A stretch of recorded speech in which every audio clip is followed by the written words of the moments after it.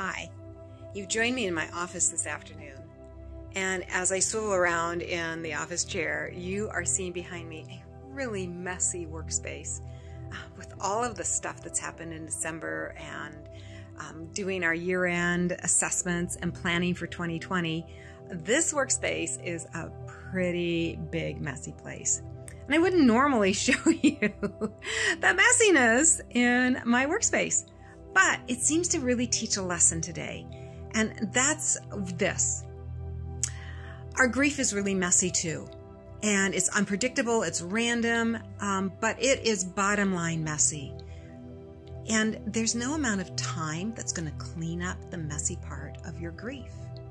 Just like there's no amount of time that's going to just dissolve all the clutter and the disorganization and all the stuff that is, out of place, that needs to be put away and cleaned up and dusted and all that kind of stuff. So how does this work with grief? Well, sometimes we hear the saying, time heals all wounds. And time will heal your broken heart. And it just takes time. Well, I'm here to say there's no amount of time that's going to take care of your broken heart. What does take care of your broken heart and my broken heart is for us to be intentional about using our time to attend to the grief, to attend to the feelings, the emotions, the process. And when we do that, when we're intentional about that, then just like this messy room, in a few minutes I'm going to start cleaning it up.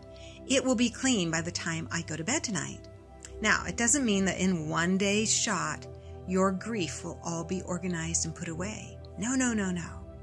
It means that every day we're intentional about the pain, the messiness, the disorganization, and we take time to take care of ourselves, to do our grief work, to write our stuff out on paper, to exercise, to read, to learn. There's a whole bunch of wonderful things that we can do.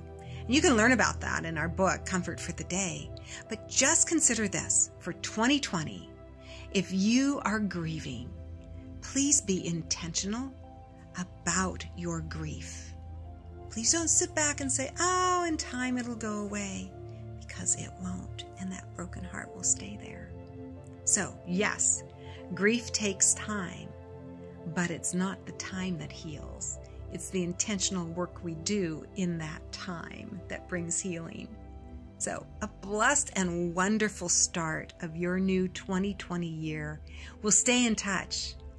Thanks for listening. Bye-bye.